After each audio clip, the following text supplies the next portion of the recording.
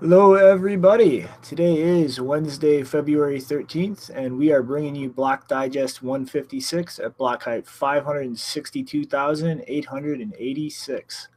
So what is up? Whew, man, nothing much. Just running through all the work to be done. There's a lot of stuff that's stacked up since we missed that Sunday show. But yeah, it's been going good. It's a good morning. How are you doing this morning, Janine?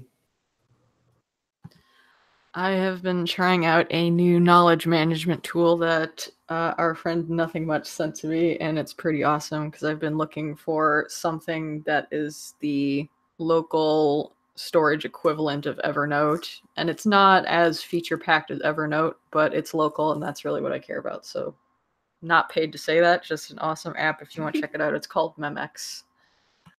How much did you get paid to say that? I got paid absolutely nothing, but I did stay up for like 5 hours last night playing around with it.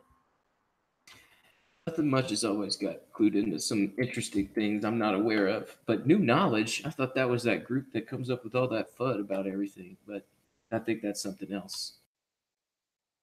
That's the people that keep citing, I think, for some ridiculous study. But that's totally off topic. So let's get back on topic. We got a lot to run through. What is going on today, Shinobi? Alrighty. So first thing up, I guess, is yet another confusing update on Quadriga. So the CEO's widow, Jennifer Robertson, has apparently been making some weird legal moves very recently. And pretty much did two things. First, she started taking out collateral mortgages on some of her properties that were left to her in Cotton's will, which is usually something done to kind of protect yourself from creditors who might go after you, although that is really kind of odd in and of itself, because unless something could be proven in relation to how those properties were acquired that was directly connected to some kind of malfeasance or illegal activity regarding Quadriga, there's really no basis by which they could go after those properties or her. And then actually transferred ownership of two of those properties to a trust that she was involved in, which is again something that could be used to shield herself from any creditors going after her from Quadriga, as once, pretty much in the case of the mortgage, whoever actually loaned the money for that would have priority in terms of any kind of asset seizure liquidation. And in the case of transferring these things to a trust with more people as a beneficiary than simply herself, that also creates a barrier in that any creditors seeking that trust assets would be met with the argument, well, there are other people involved in this trust besides the person that you are trying to seek compensation from. And so that has to be taken into account, because liquidating the trust or any of its assets would not solely be affecting the person who is the target of any actions by creditors. And so, you know, pretty much like everything with this story so far, it's really not any kind of definitive answer. I mean, this on face value could just as easily indicate that she is taking action to protect herself with knowledge of something illegal going on with regards to Quadriga. Or again, it could simply be her taking actions to protect herself because of all of the speculation going on about illegal activities and the notion that Cotton might not actually be dead and was faking his death. And so, you know, on face, this isn't really giving us any more of a definitive indication of what's actually happening there. It's just kind of another weird thing going on that doesn't really give any kind of concrete answer. Yeah, I don't think she's in the wrong for doing this or anything. I mean, you got all these people who are looking for their money, and they're kind of pointing back at you. And so taking steps to protect yourself in that kind of makes a lot of sense to me. And I'm sure this thing is going to keep dragging on. I mean, you know, how long ago was Mel Cox? And like we see, like that's still in the news a lot. I mean, we'll see how long this thing drags out, but I'm sure this is probably a good move on her part to just try and at least give herself some protection to where the court doesn't just rule that, you know, well, all this stuff's got to be seized until we come up with a verdict on the situation, because that could take a while. Mm-hmm. All right, so I guess any more input on that before we move along? You go. Alrighty. So next up is a tool that LukeJr has published in the effort to convince people to lower the block size, that it's not any kind of fork or anything directly pushing for that block size reduction, but it is something that could potentially incentivize it. And I'm going to first repeat the warnings that Luke himself gave. This code has not been tested as of February 6th. He has not run this a single time.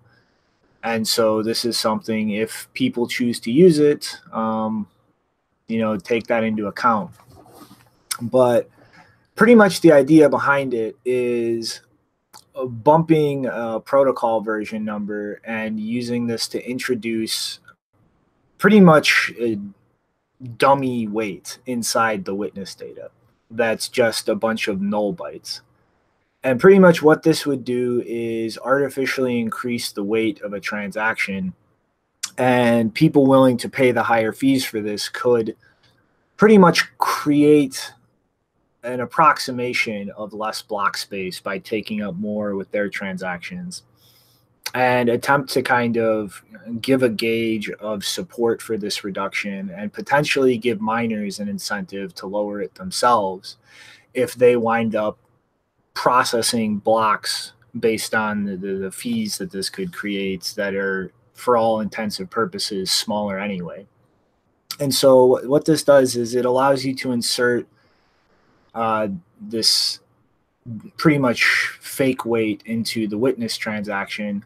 And then when calculating the transaction ID, instead of just using the inputs and outputs, it actually hashes this series of null bytes as well to arrive at the transaction ID.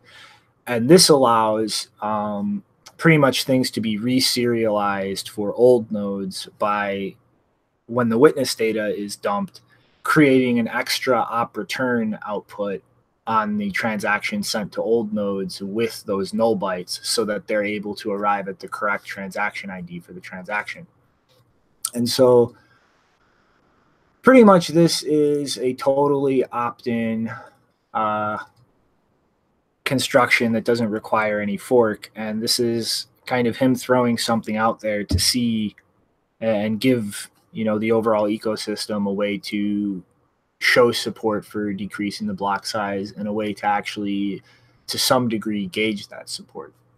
And, you know, again, I want to reiterate, like I said, that he hasn't actually tested this. So be cautious if using something like this, and absolutely do not put keys involving any more money than you plan on actually spending with it into the software. But yeah, this has kind of blown up into a huge issue lately that there is a lot of division over. And it's kind of disappointing to me as somebody who actually wants to see the block size reduced. I'm with you on that. I just I kind of understand the contention. It's like everybody's saying, "Well, we just raised it. Like, you know, what are we doing this for?" It's like Lightning Network is just getting all ready to good to go. Like, is it okay to do this? Can it really handle this? I mean, and I agree. Like, you know, we do need a fee market, and that fee market is, you know, supposed to drive the volume onto the Lightning Network. I think that that's like the goal in the long run. But I mean, we were discussing in the Mumble. It's like where like there's a lot in there where, you know, this could be done, but I mean, like we're saying, I mean, it's not going to grab that much consensus. Like, this is a good way to sort of just show what percentage of the network thinks that this is an important part of the roadmap, that we keep it as decentralized as possible. And you know, I'm kind of on that same page of like, let's keep it, you know, making sure that it's as decentralized as possible. It's easy to spin up a node and, you know, start participating with the network, but it's it certainly doesn't seem like such a rush right now, and it feels like there's some sweet spot in between we got to find. But I don't know. That's just my opinion. Well, I mean, the IBD is a big issue. And if you look at Luke's figures, and those hold true for users on the low end of service and infrastructure, like the IBD is going to keep getting harder until the late 2020s.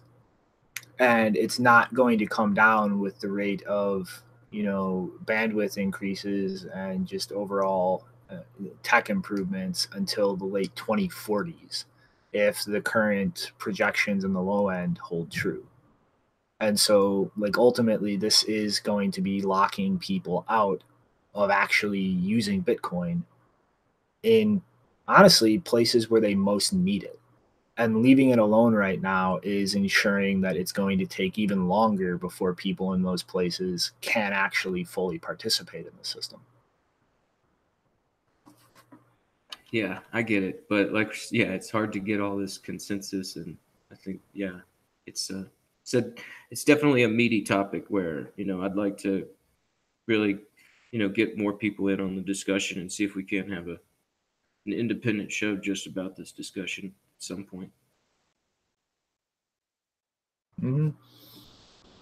All right, so I guess next up, kind of tangentially related to this, Russia is in the process, the government in coordination with major internet providers in Russia, of pretty much planning an experiment to completely cut Russia off from the internet. And this is pretty much based on a proposed law in the Russian parliament from December 2018, mandating that Russian internet providers are capable of pretty much completely severing the internet connection of Russia to the rest of the world and maintain a completely functioning and independent intranet within the borders of Russia. And this is, you know, this is probably one of the most extreme examples of the balkanization of the internet as a trend that really kind of started with China constructing the Great Firewall and has just been progressively in much smaller ways in the rest of the world demonstrating things that are pushing for that. I mean, even just looking at the European Union and a lot of the bills that they're passing right now, as far as data, how that can be managed and used, the way different areas are enforcing copyright schemes and pressuring giant internet service providers. And I mean, all of these things are pretty much pressures that inevitably lead to things balkanizing, to companies and services based in other parts of the world pulling out of places where these laws and policies make it difficult or more costly to provide services there. And like this is a big problem, because if this general trend really continues and starts picking up steam, I mean, inevitably you're looking at things like what Russia is planning here becoming more and more prominent around the world. And for something like Bitcoin that is completely dependent on being able to propagate data all across the world, this could pose some big issues. And I mean, they're supposed to be doing this test before April 1st. So this is something that we should actually be able to watch and see the repercussions of pretty soon. But, you know, ultimately, everything needs to be interconnected for Bitcoin to function. Or we start seeing miners partitioned in different isolated networks, forking off into totally independent networks. And if those partitions are ever removed afterwards, then we're looking at a situation where either people will instantiate rules that make those splits permanent, or you are talking about potentially billions and billions of dollars of economic activity just being completely erased, depending on which partition actually has the longest chain, which would have disastrous consequences for people if Bitcoin actually becomes a very important, widely used asset. And as of right now, you know, really the only thing we have to defend against this at any kind of large scale is Blockstream's satellite link. And like, don't get me wrong, like that is a huge improvement to the landscape right now and an unbelievably useful service. But ultimately, it is still very centralized. And if these kinds of trends pushing towards internet balkanization really pick up steam and keep going, like governments can pressure somebody to shut down a satellite. Like governments can, if they actually have influence on a place where these uplinks are set up, shut down those uplinks. So, I mean, like it is a very useful thing, but it's only useful when the places that can influence it decide not to be openly hostile towards Bitcoin. So we need things besides that. We need things that are more distributed, more decentralized, and less capable of just being shut down arbitrarily. Yeah, man. I mean, like this Russia internet story sounds pretty crazy. I can't even imagine them trying to do that over here because, I mean, it would just feel like it would tank the market, and markets are already pretty weak and everything. And I mean, but I do see your point on how this story relates to the previous and how, you know, this worry about, you know, I guess it's like just making the hardware so much more.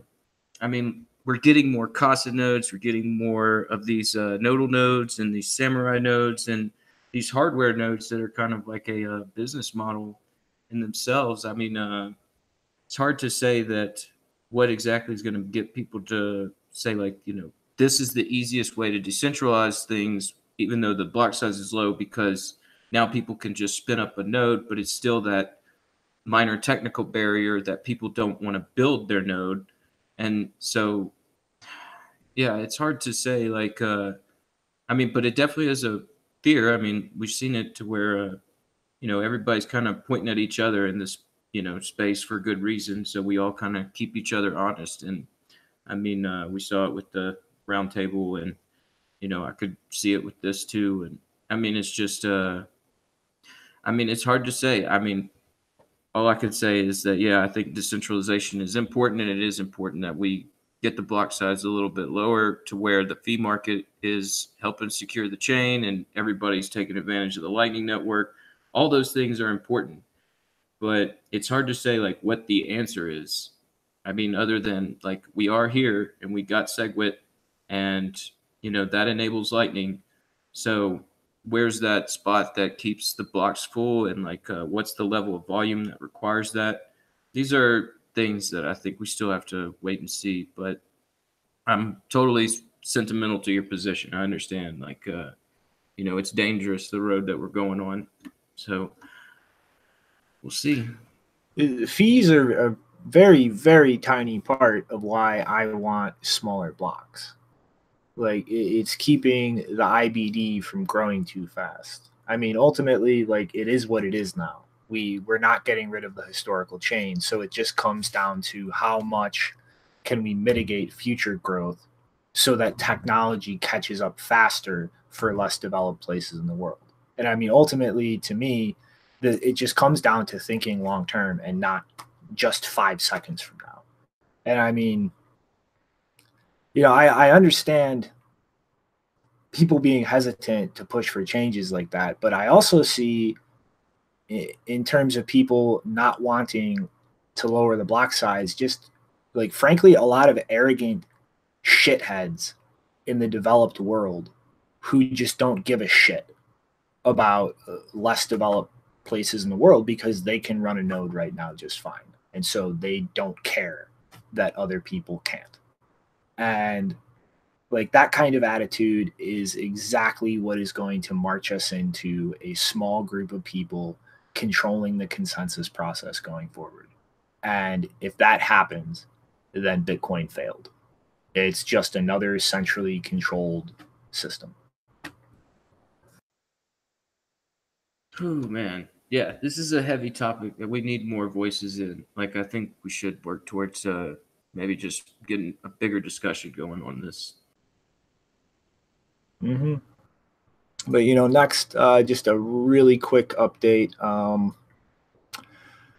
Pretty much, there is a vulnerability in the RPC for all versions of Bitcoin Core and Knots, except the most recent version of Knots. There is an untested patch for this. But pretty much, the way the RPC service works for entering commands and getting data back from a node, it's set to try binding to both IP6 and IP4 IP addresses. And so pretty much this can be, in short, manipulated so that one of them fails and the other binds, and somebody can use the version that failed to bind to pretty much intercept you know, commands and information that the RPC gives access to. And I mean, really, first off, if you are running a node on a computer that only you have access to, like your personal computer, like nobody else has a username on it, you're fine. You don't have to worry about that. This issue is really only relevant for computers with multiple accounts. So pretty much people who are running things on VPSs or servers that multiple people have access to. And it can be dealt with pretty much by guaranteeing that things bind properly. And, you know, just in the interest of time, because we have a lot of stuff to cover, you just go check out Luke's blog post on this in the show notes. But pretty much, if you're running it on your personal computer and nobody else has a username on it, you're fine. If not, just ensure that the RPC port can only, your node only binds to a single RPC port, and that pretty much deals with the issue. And if this is relevant to you, like I said, the specifics are in Luke's blog post, but that's pretty much it. It's not really that big of a deal. Very narrow surface there. And yeah, it's good to see that get put out. Appreciate that. I definitely need to go through that blog post again. So yeah, like you're saying, there's a bunch going on here. So let's talk about another possible Constantinople bug. Like, I might have to retitle that because been discussing that this morning about this, and there's been some back and forth. So I noticed Ansel tweet this story out yesterday and found it pretty funny, and it captured my interest. So there's an Augur contract out there that is making the bet, will Ethereum Constantinople fork happen successfully by March 28th, 2019, which that's been the next proposed time frame for the network update. So the contract has swung wildly in the past 48 hours as the Ethereum dev community is becoming aware of a potential new bug found in the code. The bets that the fork will go successfully has been in the 80 to 90 percentile range. However, when the bug was exposed a couple of days ago, that range fell down to about 30% and continued to fall as low as 20% for a very short time span. Now, after the news has spread around the dev community, it looks like the initial thoughts of this being a bug are under question. And in fact, this might be the feature that will bail out frozen projects like Parity. And now the bets are back up in the 90 percentile range that the fork will be a success. And I spoke with some guys some Ethereum devs in the Colorado blockchain Slack this morning. They're saying really this Augur contract is just like a terrible way to measure. Like, this is really a bet to see whether or not the ICE, I guess it's the Ice Age issuance and the way that that's all going about, whether or not it's actually going to time out right. So, but anyway, onto the bug. Like I'm saying, it's related to the function that froze all the parity funds when DevOps 199 made use of the kill script to self-destruct the contract. So once a contract has been killed through the script, the only way in the past to recover those funds has been through a hard fork. Well, this new bug or feature, depending on how you look at it, will look to route around this problem by enabling a, quote, contract replaced function. And the reason this has been taken initially as a bug, because it's pretty damning for the concept of raising funds and moving around value if it's as simple as writing a quote unquote contract replace contract for a bailout.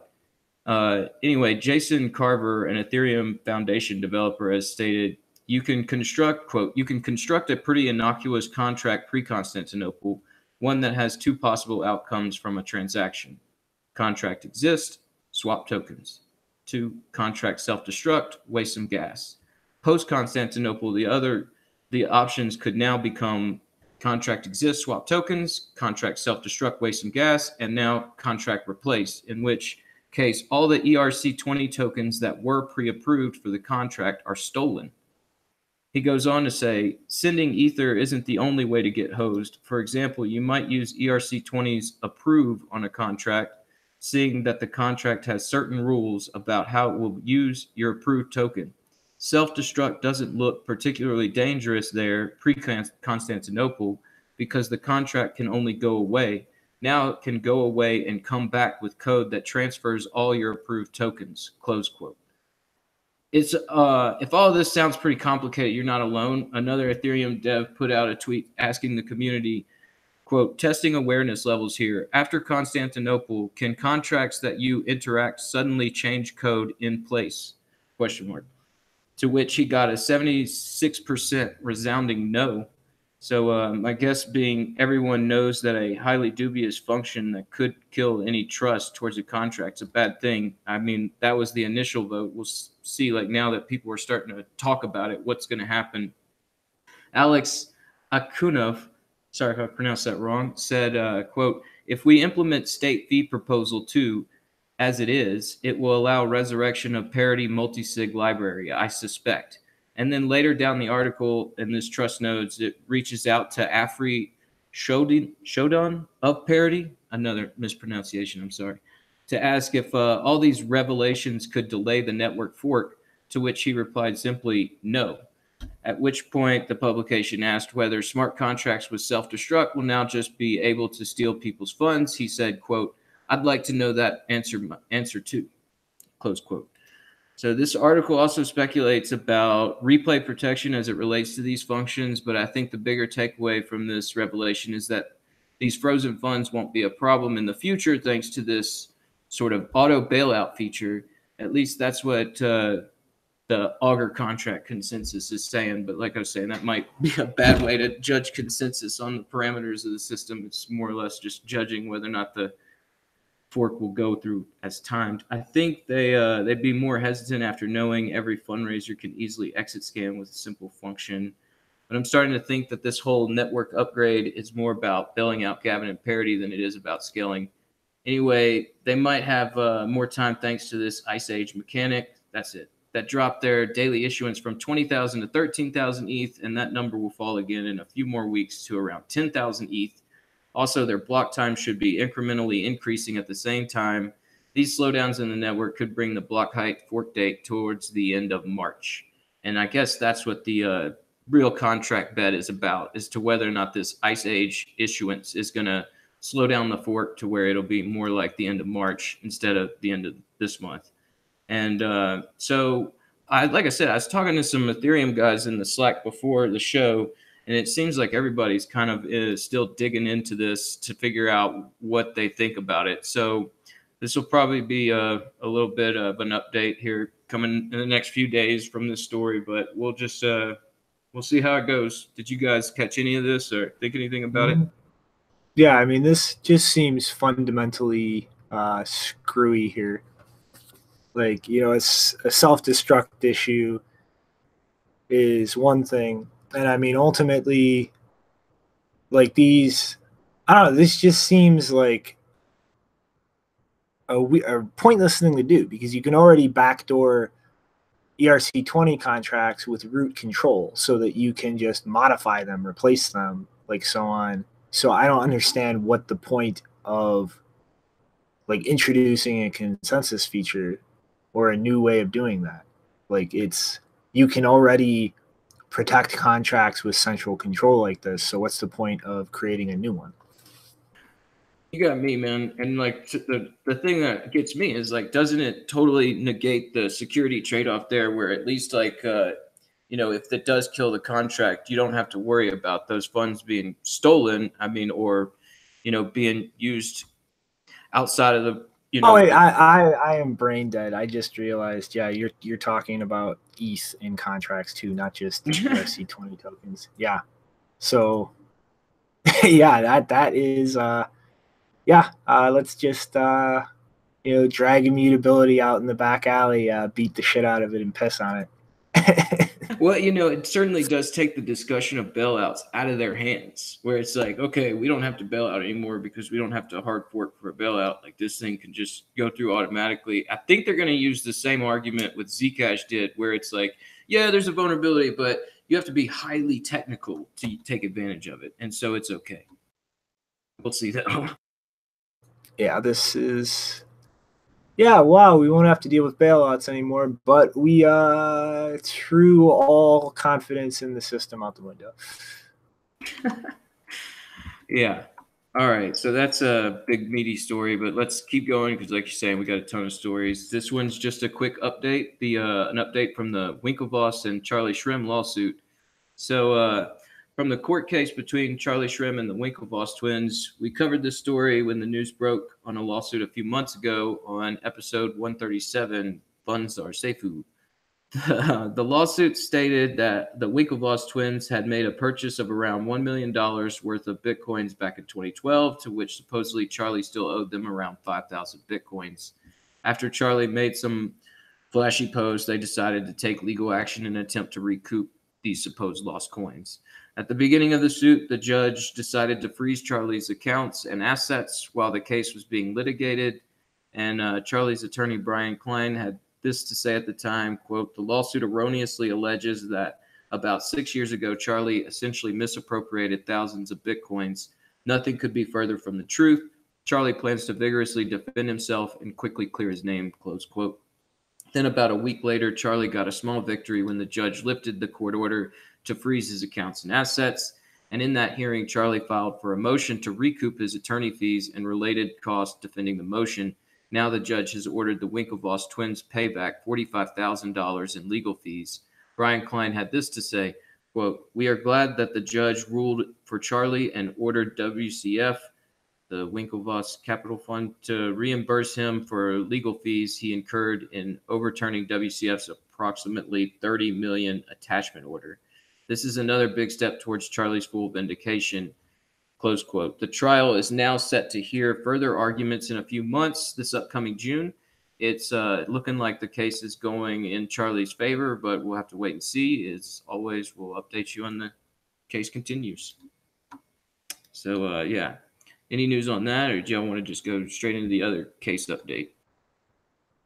Yeah, I mean, it's not really much to say. You know, like I said, I've found it really hard to believe Charlie would do stuff like that. So I guess is what it is. Yeah, well, we'll see. Like we're saying, the court's coming back up in June, so we'll update you then. But did you have some update for us, Janine, on this defense distributed case?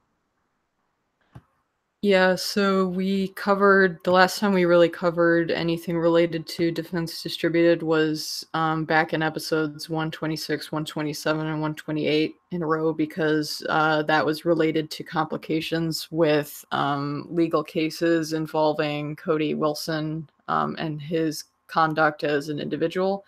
There's now a case that's titled State of Texas versus Cody Wilson, and we haven't talked about this, as I said, since September, but if you want to know more about the particulars of the case and what he was accused of, you can go back and watch those episodes. Basically, he was resigned. Just a quick summary: he resigned from his position as founder director September 25th, 2018. And then he was indicted on December 28th on charges of sexual assault and indecency around a minor, which each carry a punishment of up to 20 years in prison and a $10,000 fine. The prosecutors were granted multiple search warrants for Wilson's phones, iCloud data, photos, also data from sugardaddymeat.com, which is the website that he used, as well as taking a DNA specimen, whatever that means. In January, he was actually out of jail on a bond of $150,000 and was even allowed to travel out of the state over the holidays. And then he was scheduled to be arraigned, i.e. formally charged, on February 1st, so almost 2 weeks ago now. And this was around the same time that the judge in the Defense Distributed versus Graywall case, Graywall is the Attorney General of New Jersey, a judge basically ruled that a federal court in Texas lacked jurisdiction to decide whether a New Jersey ghost gun law was unconstitutional. For anyone who's not familiar, a ghost gun is the name that is, or the term used for a firearm that doesn't have serial numbers, and it's also applied in general to any homemade guns that haven't been registered. It basically just means an unregistered firearm.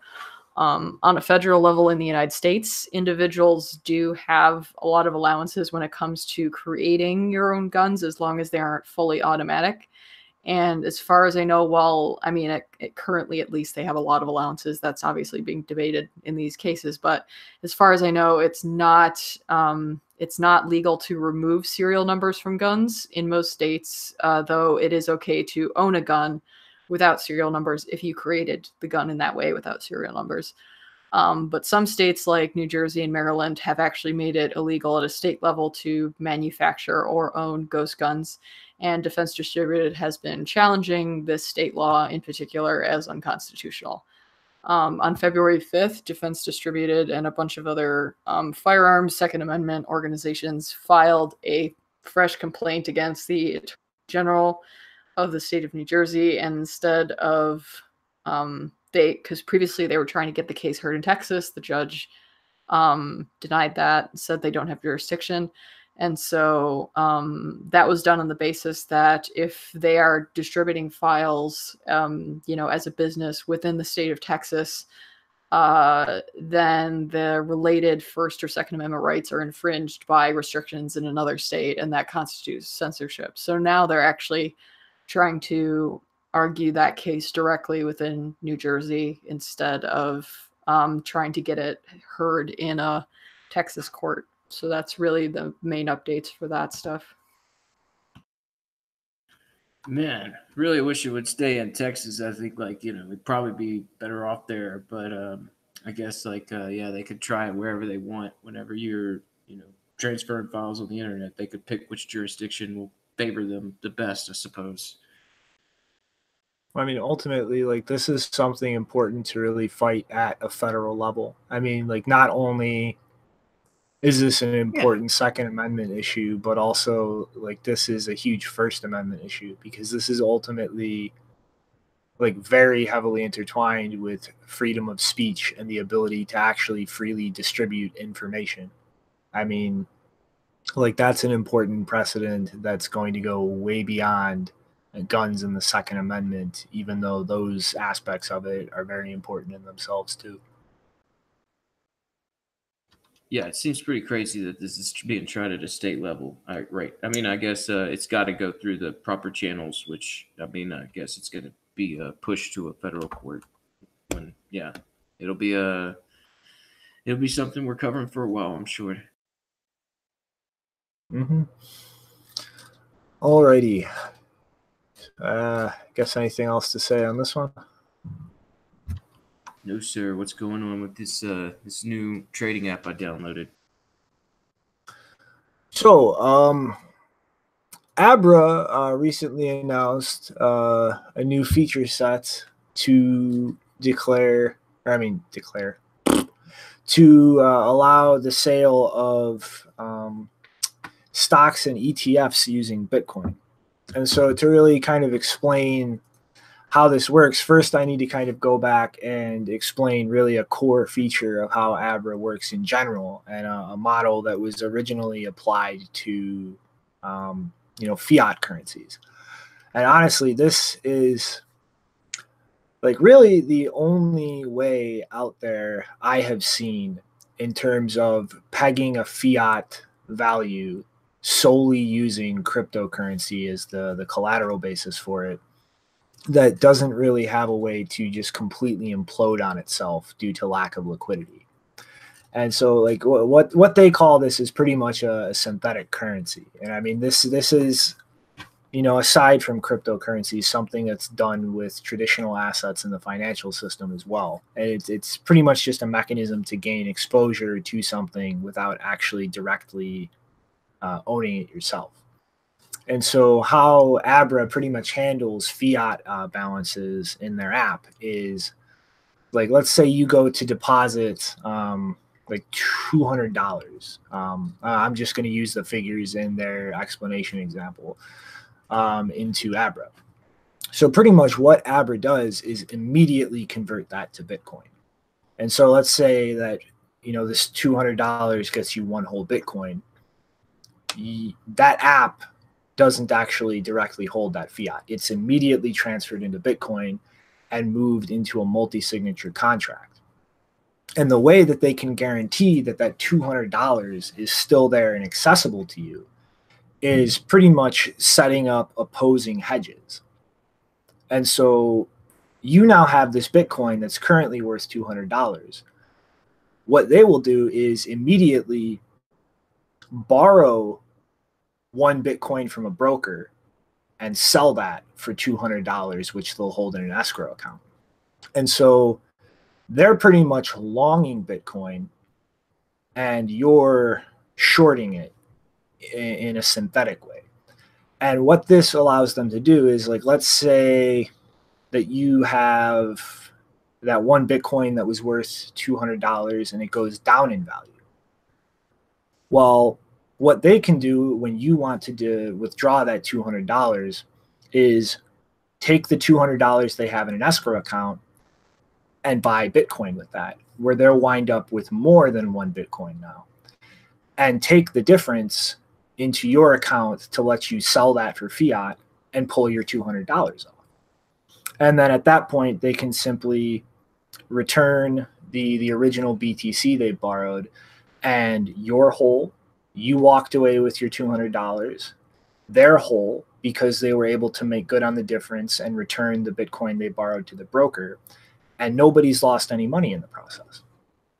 And on the flip side, if Bitcoin goes up in value, when you want to withdraw that $200, you get that $200 back for less than the whole Bitcoin in that contract. And so they take the difference, buy the rest of the Bitcoin that will be less than what they borrowed, and with the difference taken from you in the contract and what they're able to buy, they can still make the broker that they borrowed it from whole. So the way this is set up, no matter whether Bitcoin goes up or down, you're always going to have access to your fiat money, and they're always going to be able to make the person they borrowed that initial Bitcoin from whole and not lose any money themselves. So it's pretty much hedging both sides. And what Abra does to actually make this a functional business model is obviously charge fees for, air quote, moving between different currencies, even though moving crypto to fiat, you're not actually moving anything until you go to withdraw it, and pass on any fees such as bank wire transfers or credit card fees to the user. And so in this way, they're covering fees by passing them to the user from the fiat side. They're covering the interest on borrowing Bitcoin for fees the user incurs while moving between things on their platform, and generate a little profit to keep all of this going, while pretty much allowing a user to constantly have access to a fiat denominated value without them ever actually having to depend on Abra giving them fiat directly in order to redeem that. And so it's a very well thought through model to allow crypto and fiat interactions with things. And what they're pretty much doing with this stock and ETF offering is expanding this model from just interacting with something like US dollars into stocks and other securities. And like, I honestly think that this is a huge breakthrough in terms of just being able to get traditional equity exposure. And, you know, I've seen at least one person who I got into a little bit of a Twitter shit fit, fudding all over this and saying that Abra is going to get shut down and pointing to one broker. Well, the thing is, one broker was pretty much shut down because they were offering this kind of product to American citizens. And Abra, being a business that you actually, you know, have to interact with through KYC and such, can exclude this from Americans. Like it's not like a shady bucket shop like one broker where you can just 100% anonymously go interact with the service. And so it's not fundamentally the same kind of situation. But like ultimately, I think this is going to be a really big thing going forward. I mean, right now, I don't want to say that this is not going to see any use, but I personally would not right now use something like this, because with Bitcoin, like there is so much more potential upside in the future just holding on to that Bitcoin. But in the future, when Bitcoin has hit that saturated point where we're not increasing exponentially in price on a regular basis, when it starts like leveling off and stabilizing with greater liquidity, I think that this type of product is going to be amazing, because it allows people to gain exposure to other types of investments through Bitcoin without actually exposing themselves to the kind of controls or, you know, all the baggage that comes from the legacy financial system. And so when Bitcoin is more of a stable place to just leave value and gain slowly in the short term, it will still be usable to gain access to investments that could appreciate more rapidly in the long-term future. And I think like this type of construct in like 10 or 20 years is going to be huge in terms of, you know, giving people exposure to investments, like just outside of leaving your money in Bitcoin and seeing a very slow appreciation over time. Yeah, man, this thing was hitting some waves whenever people were talking about it. And I mean, I started, you know, we were talking about it today, so I downloaded the app last night, and it is like, it's got a lot of different coins in there. You know, it's like 30 something cryptos, and then it's like about 40 or 50 different fiats, and they even have the Bitwise 10 in there that you can go into. And I imagine here shortly they're going to start adding these different stocks that you could get. And I mean, it's an interesting thing. I mean, I'm not really a trader, and I don't really mess around with these margins and fooling around like that. You know, I've never really been on that side of the world of things. And so, I mean, I'm just looking at it. It looks like it definitely has a bunch of good options, and it brings in some competition for guys like Robinhood.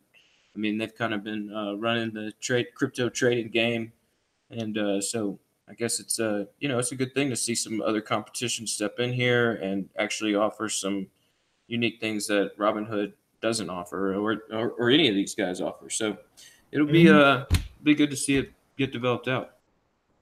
I mean, like, that's like kind of the beauty of it. I mean, like, the barrier to entry to investing in things is like it's coming down, but you're still subject to those controls, those like people actually holding the investments and the assets with total control over them. Whereas this type of construct from Abra, like, this is actually enforced through multisig. Like, it's not something at all that they can unilaterally just seize or take away.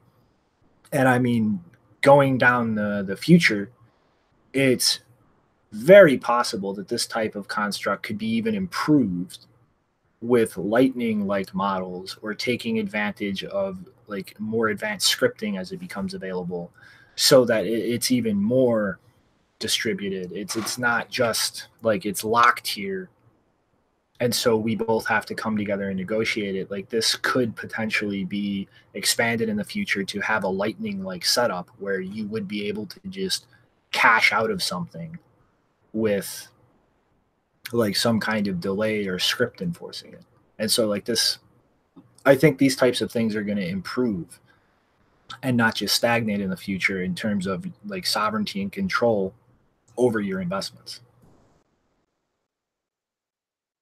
Yeah, I mean, I'm sure, we'll see a lot of people taking advantage of it. And like I was saying, it's not something I really fiddle around with, but it's here on my phone. I might start fiddling with it, see what's going on. So is there any more comment on that? We go into the other investment that's going on. I'm all ready for the next. All right. So, yeah, on to the next. It looks like we've seen Bitcoin trust funds and university endowment funds dipping their toes into the Bitcoin space. And now we're seeing the first investments from pension funds. Morgan Creek Digital, which is an affiliate of Morgan Creek Capital Management, has announced that they have exceeded their original target of $25 million for the new digital asset fund that they're creating. Their pitch has been that all traditional assets will eventually be represented by digital tokens, while the influx of intellectual capital into digital assets will create positive returns. They also argue that cryptocurrencies are not correlated to traditional assets, giving investors unique exposures. This pitch grabbed the attention of two pension plans in Fairfax County, Virginia. The first being the $1.43 billion police officers retirement system, and the second being the $3.9 billion employee retirement system for Fairfax government workers. These were the two lead investors that ended up raising $40 million. Morgan Creek Digital will make investments toward crypto and blockchain startups, as well as digital tokens and cryptocurrencies. The firm has already made investments with some big names in the space like Coinbase and Bakkt. Anthony, I'm going to get this wrong, I know it. Anthony Pompliano, I think that's how you pronounce it, I'm sorry, said in a phone interview with Bloomberg that, quote, "There's a belief in the institutional world that if the industry will be around for a long time, it will be very valuable. The smart money is not distracted by price, but looks at the long-term trends and believes they are betting on innovation as a great way to deliver risk-mitigated returns." Close quote. Then Catherine Molnar, again, I'm sorry, of the Fairfax police officers pension commented, quote, "Blockchain technology is being applied in unique and compelling ways across multiple industries. We feel it is important to be opportunistic and are excited to participate in this emerging opportunity due to the attractive asymmetric return profile that it represents." Close quote. I hope for their sake they have a good percentage of Bitcoin in that portfolio. But either way, it's good to see stories like these. They really bring out the sentiment that while we may be in this price bear market, it's what people may be thinking, we still have these new highs to reach towards. And, this is like sort of just a confirmation story about that. So what do you guys think about this? Yeah, I think this is a huge like first step. I mean, like, this is something everybody in the space has been talking about for a few years now, is like these like different pools of like large amounts of capital with a huge incentive to come into this space. And I mean, like, we saw like late last year, like brain fart.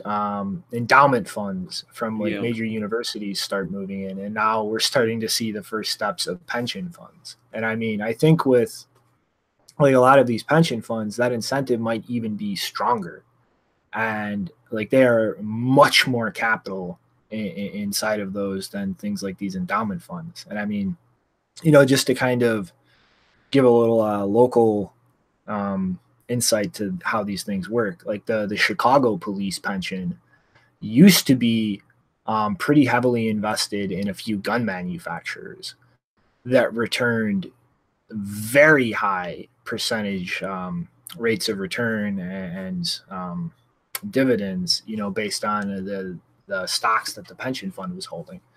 And they dumped those stocks for purely political reasons. Like the Democratic government in the city just got rid of those from the pension fund simply because they didn't like the political association with the pension being involved with gun manufacturers, despite it showing a very good return for the police officers who've been paying into that pension. And like that is greatly exacerbated the huge underfunding that the pensions in the city have. And so like you've seen, like the whole point of funds like that are literally to just pay for retirement costs for the people who pay into them. And like the government here literally sold a very good returning investment specifically because political party line. And so I like very much think that that is not an uncommon thing regarding a lot of these public pension funds. And so like they're not just underfunded, but they've actually fucked revenue they do have because I don't like how this looks on me as a politician. So I'm going to fuck all of you people who paid into this fund. And like that creates a huge incentive, like in the long term, to really try to make up those returns that they've lost. And things like Bitcoin have a very high chance of doing that, even with very small percentage-wise investments. So yeah, I think this is something we're going to see more and more of, because like that is a huge problem that despite how long like it's been going on, like so many people just refuse to acknowledge the societal problems that is going to cause when it all comes crashing down. Yeah, I think it makes a lot of sense, honestly, for pensions to be invested in Bitcoin and these markets in general, because I mean, all those plans, they seem to be like trying to do this slow and steady, safe route. I mean, like to where they're invested in a lot of traditional markets. So for them to be invested in some asset that isn't correlated. I mean, some people would argue about that, but I mean, for the most part, I'd say it isn't. It's just like kind of moving with the rest of markets. But I think that's a very beneficial thing for, like you're saying. I mean, if everything hits the fan and goes down, you do not want to be all your apples in those baskets. Like you want to, sort of spread out and hedge your bets. So it makes a lot of sense. And yeah, I mean, it's just like it's a big thing to see, like you're saying. I mean, we saw it was Yale's endowment fund, and we saw that trust fund set up in I think it was British Columbia or Quebec. And there's just more of these funds coming into Bitcoin and trying to protect their investors. So yeah, it's a good thing to see. All right. You want to go on to this next one that's not so good to see if you're currently invested with Wells Fargo. So we'll just run through this real quick. There was a fury of Wells Fargo customers online this past week, last week, posting tweets about concerns from a lack of access, account failure, and an inability to make deposits at local ATMs. It should be noted that this frustration comes from this being the second outage Wells Fargo has seen that week. It started on Thursday morning when their website stated, quote, "We are experiencing some technical difficulties," close quote. And with a tweet saying, quote, "We apologize to our customers may be experiencing an issue with our online banking and mobile app. Thanks for your patience while we research this issue. If you are impacted, please check back here for updates," close quote. And Business Insider reached out for comment, and a spokesperson said, quote, We are experiencing system issues due to a power shutdown at one of our facilities, initiated after smoke was detected following routine maintenance. We are working to restore service as soon as possible, close quote. And as right now, you can look at the Wells Fargo Twitter account, Ask Wells Fargo, and you'll see they are still tweeting in response to upset customers who are still having issues with the system. I'd be upset too. If you start reading through the tweets, it's obvious how vulnerable people are to these system outages. One person, Haley Ledbetter, says, quote, I'm stranded in a different state with no way to get gas. I was put on hold for 40 minutes and you have to all you have to say is check back. I should have switched a long time ago, close quote. Many others are saying they aren't seeing their direct deposited paychecks. Others aren't seeing their mortgages. It's a hectic time and people are upset. All of this news had people on Twitter saying it's possible that this was the beginning of a bank run, which seems rather alarmist. To say the truth, the reality is that this is just another situation that exemplifies how vulnerable these data infrastructures are and just how vital these systems are to the average person. I'm hoping some of these people will start to look at the Bitcoin network as finding the solution for these problems, but odds are it will just be a small percentage that actually recognize that. It's a bit surprising to see Wells Fargo going, quote, all hands on deck and responding to almost every tweet I'm seeing related to the issue. It feels like at least they know they can't just ignore people like they've done in the past. And maybe part of that is they know that there is real competition out there for these banks. And so keep those customers you got left happy, Wells Fargo. So yeah, did you guys have any comment on that? Yeah, this is clearly a deep state operation. Okay. Somebody crashed a plane in California and LA, and it's all shady. And then military choppers were flying down in the street next to the Wells Fargo bank, and they stole something, and then their systems start going all screwy. Dude, this is it, dude. God, Emperor Trump is killing the deep state. It's happening. It couldn't have just been a dusty fan in one of their server farms or anything. All right, obviously I was trolling there, but in all seriousness, though, I mean, this is just really fucking suspicious because, like, a data center fire, that doesn't make sense. Like, power supplies are really the thing there that would cause any kind of fire, and those are isolated from the servers and set up in a way so you can deal with that. So, I mean, it's not like a fire would start and just start burning servers.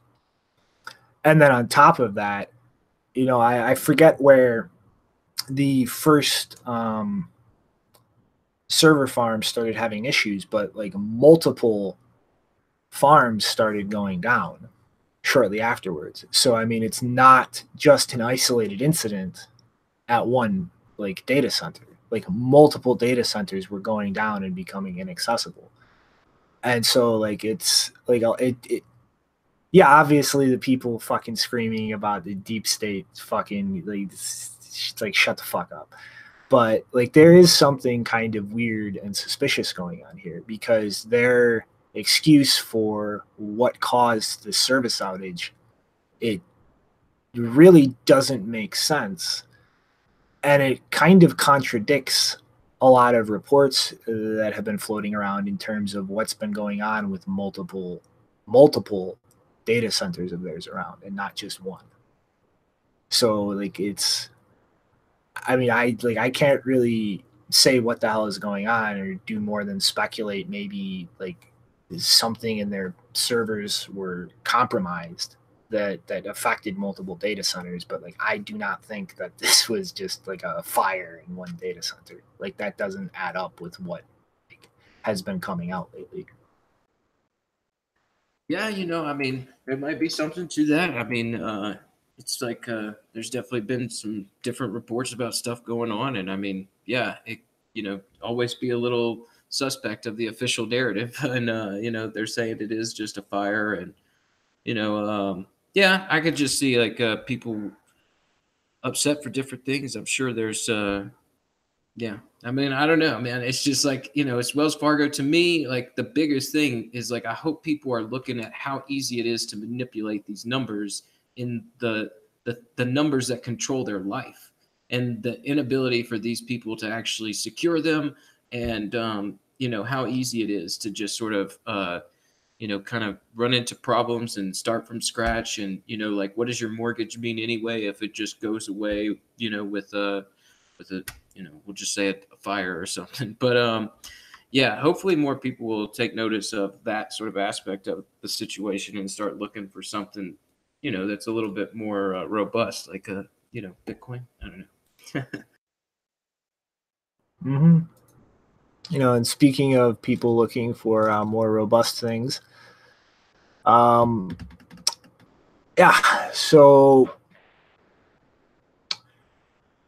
not sure. I hope everybody here knows who the Proud Boys are. An organization out on the West Coast that has had many interactions with Antifa and is very active in terms of protesting and you know, other public activities. But Enrique Tarrio, the chairman of the Proud Boys, pretty much had all of his personal accounts shut down by Chase with a deadline of April 1st to remove all of his funds from the account. And this was just days after Chase's payment processor division shut down services for a website he runs called 1776.shop, which allows other foundations and charities to sell merchandise for things and raise money for different activities. I think they're best known for their Roger Stone Did Nothing Wrong shirts. But he's also recently been deplatformed by Facebook, Twitter, Instagram, Airbnb, First Data, Square, Stripe, and PayPal. And I mean, this is really starting to cross a line here. Like it's been months now that we've been seeing these kind of deplatformings going on for, you know, things like content producers making specific content, which is a business. Like we've seen different businesses shut out of financial services, but like this is this man's personal bank account, what he uses to pay his bills, what he uses to receive money that he makes. Like this is what allows him to survive in a modern society, given all the things you have to pay money for. And like this, in my mind, is wildly different than all of these platforms shutting out businesses. Like this is an individual man having his personal account shut down with no excuse given, just days after one of his businesses was deplatformed from their payment process services. And the ultimate irony of this is that the reason like all of this shit is happening to him is him being painted as a white supremacist. The man is black and Cuban and is trying to be associated with neo-Nazis and white supremacists and literally being personally shut out from access to financial services. And like this is not going to stop. Like this is not going to just disappear. This is not going to become a non-issue. This is steamrolled in like 6 months from businesses to individual people who require access to these services to actually be able to survive, to pay their bills, to keep a roof over their head. Like this is why Bitcoin is here. To offer alternatives when shit like this starts happening. And like honestly, the importance of that cannot be understated. Like this is not just a tech project. This is not just some geeky, obscure thing. Like, this is something that is going to be absolutely necessary for people who hold opinions that those in powerful institutions do not want being held to survive.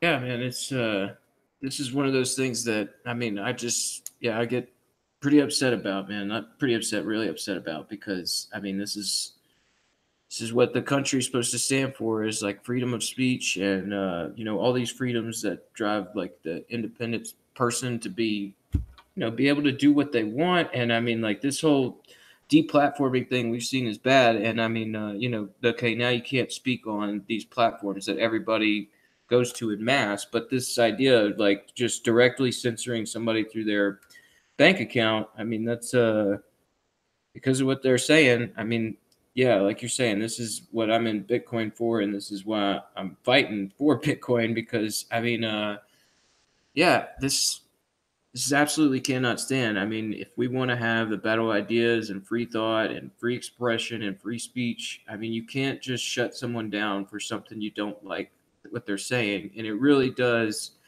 you know, just starks the divide to where people, you know, are basically with you or against you. And I mean, a lot of people like myself, I mean, they're basically making me, you know, defend these guys, because it's like, hey, you know, I've seen people die for freedoms. I'm not going to just like let you trounce on freedoms of these people you don't like just because you don't like them.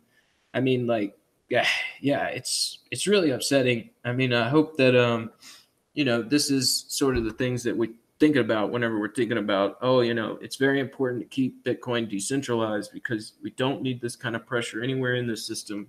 Otherwise, yeah, we failed. I mean, this is all about, you know, permissionless value exchange, and yeah, this is the exact opposite of it. Mm-hmm. And I mean, like, also, like, you know, this kind of shit in my mind is going to create another use for stable coins. Like, right now, they are effectively just an arbitrage mechanism for traders. But given this kind of shit happening more and more frequently, like, there are going to be people in the next few years in Western developed countries who require Bitcoin to actually be able to deal with things they need to deal with financially. But that volatility can be very dangerous for people.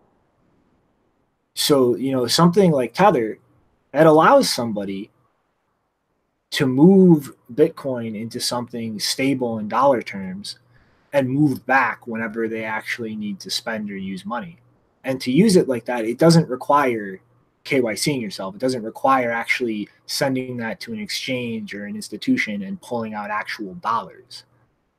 You just hold that asset to keep your value stable and move it back into something like Bitcoin when you actually need to spend money. And I mean, I fully expect that to be something that happens more and more frequently going forward if people in these situations start using Bitcoin, because that volatility is not something that's okay for people with families, with things that they have to deal with, when that's literally their only option. Like, you know, it's in some place like Venezuela, yeah, it's going to be better because it's just not going down as fast as your national currency is. But some place like America, where you have a strong dollar, something that isn't just free falling, like, that's not the same situation. Like, you're going to need to deal with that. And I think like stable coins are going to present a way to deal with that. Yeah, I think stable coins definitely will find another use outside of just arbitrage. I mean, you know, talked about, yeah, it's just like a good way to bring market clarity and price and everything. But yeah, anything else on this topic? Because it looks like we still got a good few chunks of stories left.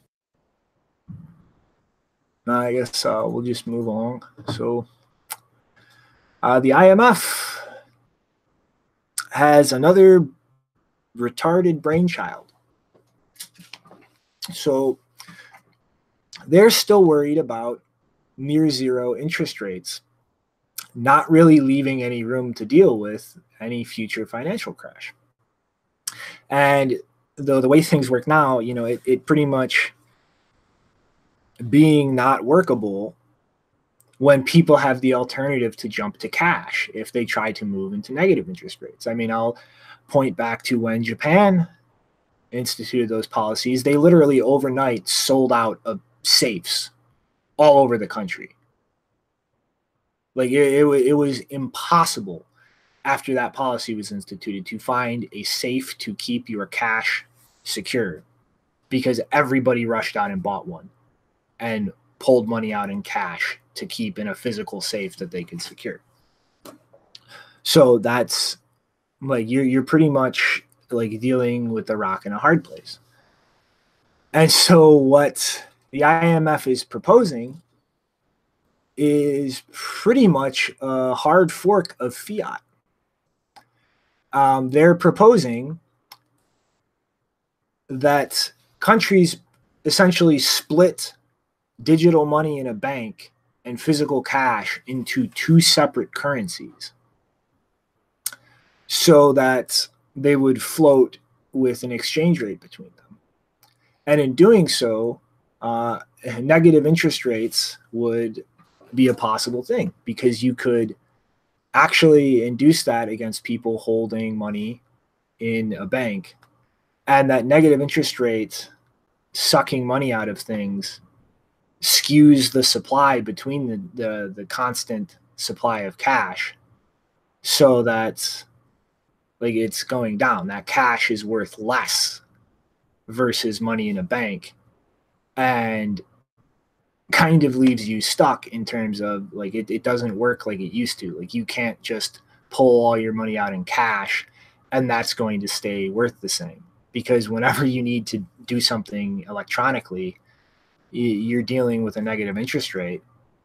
That cash, as time goes on, is going to get less and less of that digital money in the bank. And so they literally want to split everything, destroy the usage of cash in this situation, and forcibly subject people to these negative interest rates one way or another. Like you're going to either deal with it in like your bank with having your money siphoned out for leaving it stored there, or you're going to deal with it in terms of holding cash and the exchange rate buying less and less of that digital money. And I mean, like, this is like there is really nothing I can think of that a government could do that would push something like Bitcoin more and more, where you just completely destroy one of the primary reasons people like to interact with and deal with cash. It's the same thing as the shit in the bank, except it's in my hand. You're not watching what I do with it, and you can't just take it away without actually physically coming and taking it. Man, yeah, I didn't should have like read into this a little bit more. I mean, like that does sound like a problem. I mean, you know, negative interest rates and how exactly that's going to affect my my direct deposit into my bank account. I mean, like, does that mean like it'd be good, like optimal for me if this thing goes through, like as soon as it does go through, like try and get as much cash out as possible, or is that like you're supposed to be doing the opposite, get as much in your bank account? That's what I mean. It doesn't matter. Like if you have money in your bank account, you're going to be losing money paying the bank interest for it being your bank account. And if you're holding cash, that cash is going to become worth less and less over time versus the money in your bank account. So you're losing value either way. Like there is no way to use cash to get out of negative interest rates effectively at that point. Yeah, I could see people moving towards a system like Bitcoin if that's the case. But, you know, yeah, they're really just pushing everybody into a corner and trying to make them decide, like, are you going to get consumed by us, you know, taking over everything and censoring everyone's voice, or are you going to move to this system that doesn't really pay attention to what we're saying? Yeah, I'm the type of person that I'm trying to remember what the maximum amount I've ever had in a bank account was, and I think it might be $2,000. That's probably the maximum I've ever had in a bank account for any purpose, because basically as soon as I get any kind of fiat in a bank account, I take it out almost like most of it immediately as soon as possible. Because like just from the beginning, I mean, when I first got a bank account as a kid, I literally told the bank clerk, like, I don't trust you. I'm only going to give you $200 because my parents told me to. You're not getting any more money than that. And that was when I was a teenager. Not because I had any, I didn't even have any kind of, I didn't have a political stance on banking as a system. It's just that I found the idea of giving, a bunch of strangers your money when I could just have it in my pocket or in a box in my house. It's like, why would I do that? It doesn't make sense to me. Why would I do that? So just from from a very early age, I just didn't understand the idea of banks, and I didn't trust the idea of using a bank. And then eventually I eventually learned about why that's a good position to have for other reasons, and I've pretty much stayed that way since. So yeah, this does not really surprise me. Probably they're going to try and not make it a newsworthy thing. But yeah, I'm not surprised, and I'm going to keep doing what I'm doing because I kind of expected this would happen. Yeah, that was smart head on your shoulders at that early age, because for sure I was one of those where, I mean, like, and I've talked with this with my family about, the problems we're in, where it's like, your family teaches you and you teach your kid of like, okay, here's how you open a savings account, here's how you use a checking account, and you never really are told this story of like the level of trust you're handing over, or what the actual mechanics are behind this system that is allowing you to do this. And I mean, rightly so, because most people would probably be horrified. Yeah, and I should also say, like, it's not just paranoia. I just think like most of my experiences with using a bank card for anything other than just taking out cash from an ATM tend to be pretty horrible. Like the first time I got a card, I tried to use it that day and the transaction got blocked. I'm like, what the hell? I just got this card. And they're like, oh yeah, that happens sometimes when you get a new card. It's like, well, Jesus Christ. Like, do I have to like call you up and say, I'm about to make a transaction now. Please let me have my money. And then all the other times after that, when I've like tried to use it at stores and stuff, just sometimes it doesn't work online. Oh my God, that's a nightmare. You trying to use it for any online shopping, which I rarely do anyway. But yeah. It's a good thing you weren't with Wells Fargo this past week. All right, let's keep going. All right, so next up, another anonymous member of the Digital Currency Committee drafting regulations in India has made a few comments to media.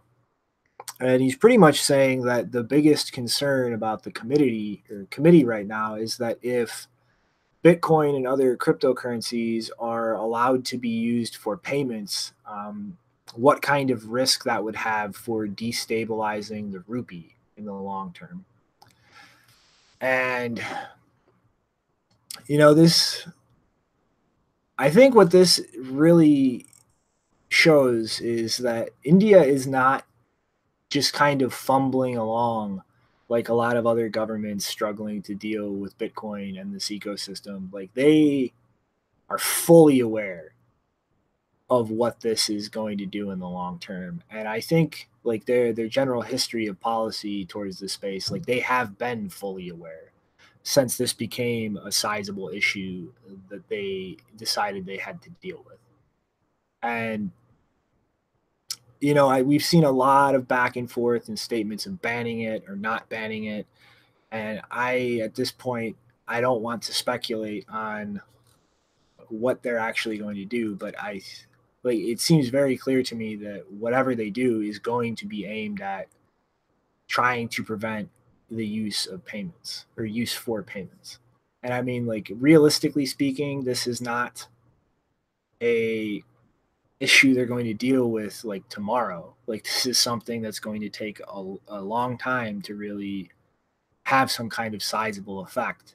Like you're really going to need a very large scale of transactional volume for Bitcoin in India to really pick up before this becomes something that is going to have noticeable effects. But like, it is very clear that they don't care it's a long time off. Like, they see that threat and they want to deal with it now.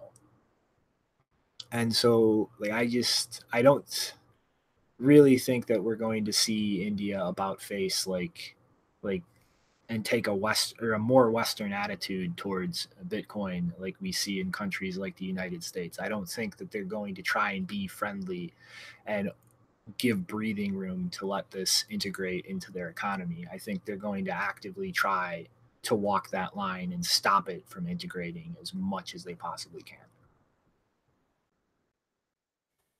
Yeah, India has been keeping their eye on this whole thing, and they definitely don't sound like they're not ready for this. And yeah, so like you're saying, I don't really want to speculate and say that they're gonna just outright ban it or anything, but the idea of maybe getting rid of it for payments or something, I don't know. I mean, it definitely does seem like they're just scared about what this is going to do to their economy. I mean, to me, I don't know why they're so frightened of it, unless it's just they're worried about their gold. I mean, I have no idea why they're so afraid of it, other than like they're gonna, I guess, lose control. Like, that's the big fear. Yeah, I mean, like, India is kind of in the same realm as like China and Russia. They have been stockpiling gold for a long time, and their citizens have a very large like amount of gold in the world, and have been thinking like that's where things are going. It's something that they can control still, like that they have influence over, and that goes out the window if Bitcoin just leapfrogs over gold in terms of taking that role in the economy going forward. Yeah, they've definitely been playing that card for a long time, and they definitely, I imagine that. Meanwhile, they've got like princes and kings, and I mean, I'm sure they're pretty happy with the way the structure is, and they don't want it shaken up. I mean, conservative is conservative, and they don't want to change it. So yeah, I've got to keep moving along with these stories. You got a few left. You want to tell us about what's going on with Julian Assange, Janine? Yes. So it's not really, I mean, WikiLeaks is always a related cryptocurrency Bitcoin story just because they were one of the earliest adopters. But this, I just keep continuing to update this story because it's important to me. So on February 7th, the City Parliament of Geneva adopted a motion to propose that the Swiss government offer asylum to Julian Assange, who is still stuck in the Ecuadorian embassy in London. And his legal team is still trying to have the sealed indictment that is very much suspected to exist for several reasons in the United States published. They recently filed an application with, I think it's the Inter-American Court of Human Rights or Commission on Human Rights. So that's currently being debated over and fought over. And according to swissinfo.ch, which is a Swiss news outlet available in multiple languages, so if you want to read it in different languages, they say the somewhat surprising resolution was the result of an hour-long debate on Wednesday evening, last Wednesday, the 6th, I believe, framed in the context of providing better protection for whistleblowers. The text was proposed by a politician from the conservative right People's Party, which is a party that does not usually back acts of civil disobedience, in the words of a social democrat politician. Nevertheless, the proposition picked up enough support from left-wing politicians to withstand opposition from the center-right radical liberals, end quote. This is not the first time that a proposal to offer Assange asylum has come through in Switzerland. There was a parliamentarian in Bern previously who tried in the federal council, but that was not really pursued on the basis that he is not a defender of human rights, according to their response. I mean, the documents that WikiLeaks have released have been used in human rights cases, including, UN stuff, and clearly a more transparent and just society is important for human rights, but what do I know? In September last year, it was reported that a transparency group had put forward multiple bills to give greater protection to both workplace and state whistleblowers, but so far they have not really gone as far as people such as I would prefer. Yes, it may surprise some people, but Switzerland is actually not a great place to be a whistleblower. In terms of the laws and protections that are available. So I'm not yet too excited about Geneva making this motion because, one, it's not an official offer. That should be clear. It's a motion to propose to have Switzerland offer Assange asylum.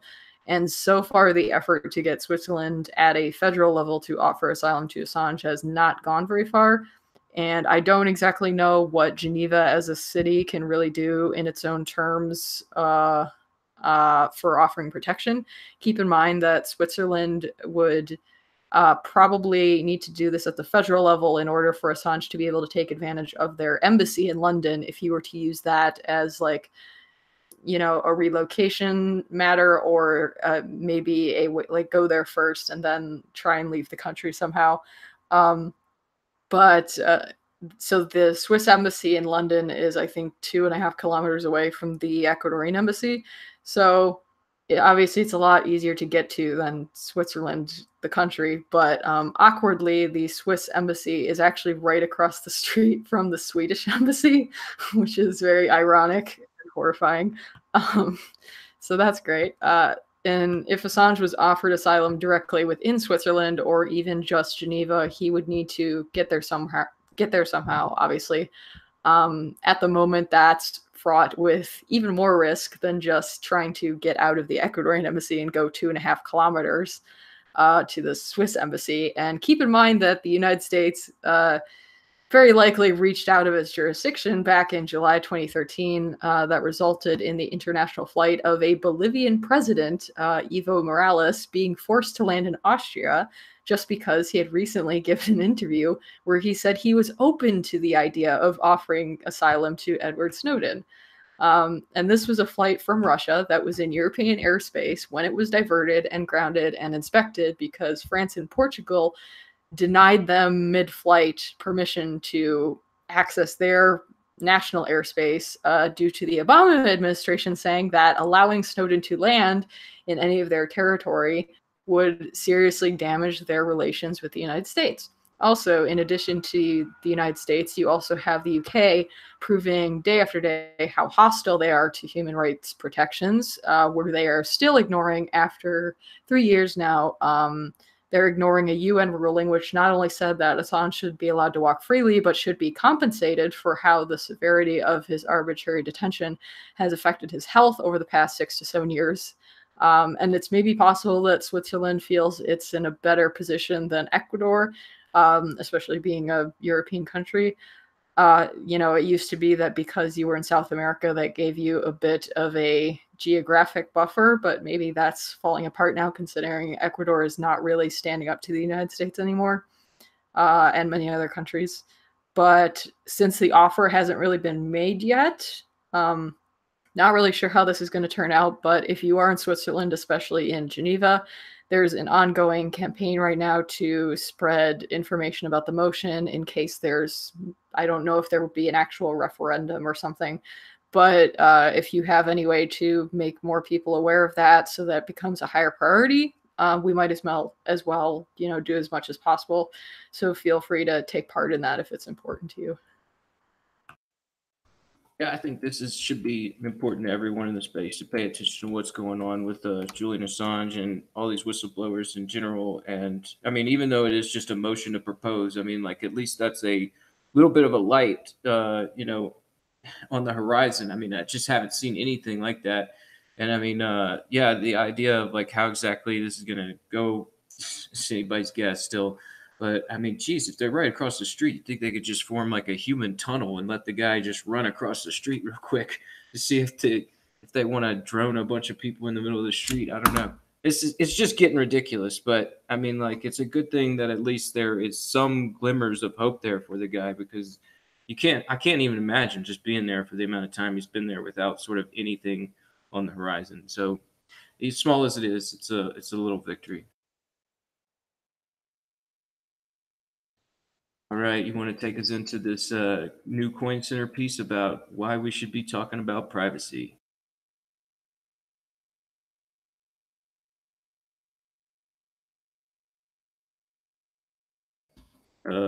Geneva? Oh, sorry, I didn't know I was doing 2 in a row. Yes.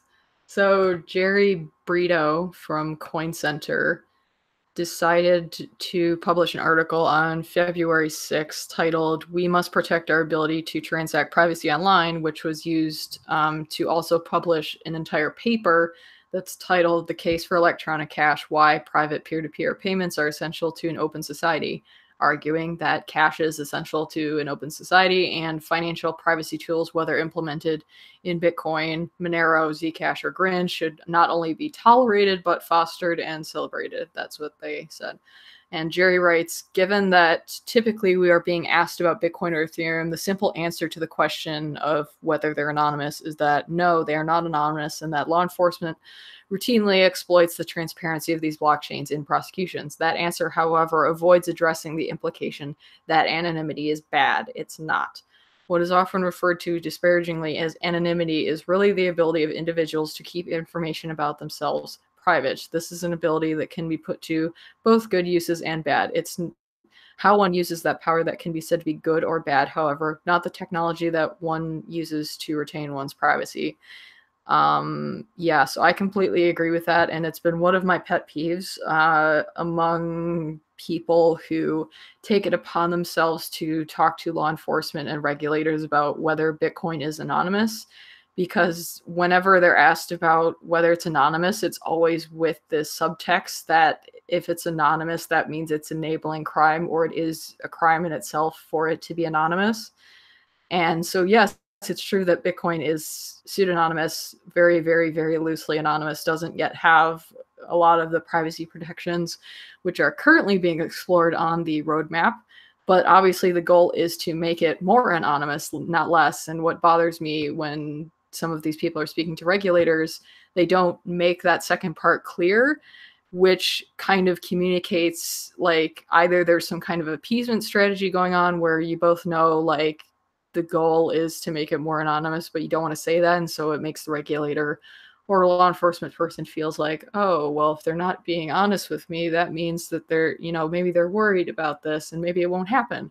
Or you're communicating that you agree with them that anonymity is something we don't want.